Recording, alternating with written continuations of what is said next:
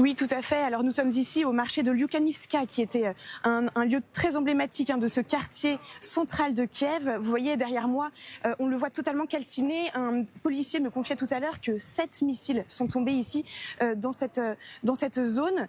Le quartier en lui-même a été durement touché. Plusieurs immeubles résidentiels se sont aussi effondrés sous le coup de shaheds ou de missiles. Et puis, vous voyez, ce matin, les secouristes restaient vraiment aux aguets, car un shahed, vers 8 heures du matin, au moment où la nuit semblait terminée, la nuit d'attaque semblait terminée, une nouvelle alerte antiaérienne est survenue et un shahed a survolé ce même ciel alors que les secouristes s'activaient encore sur la place du marché, forçant tout le monde à se mettre à l'abri. Donc voilà, on voit vraiment derrière moi l'ampleur des dévastations. Merci beaucoup Elisabeth d'avoir été avec nous. On vous retrouvera bien sûr au cours de ce LCI midi.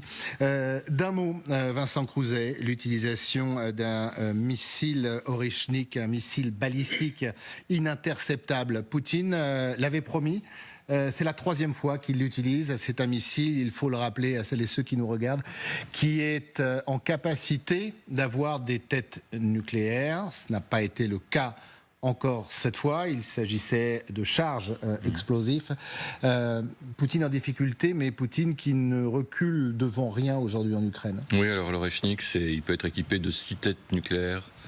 Donc, et c'est un missile donc à tête mirvée, extrêmement, quasiment impossible à intercepter, qui peut voler à Mach 11, soit 13 000 km. Donc, les défenseurs n'ont que quelques minutes pour s'organiser et mettre le maximum de gens à l'abri. C'est la réponse vraisemblablement du bombardement de Moscou il y a quelques jours, et ça fait 4 ans et demi que ça dure. Donc on se demande comment les Ukrainiens vont continuer à pouvoir défendre leur ville dans la mesure où ils ont de moins en moins de matériel antiaérien qui n'est plus fourni par les Américains notamment. Donc il va falloir qu'ils trouvent d'autres solutions.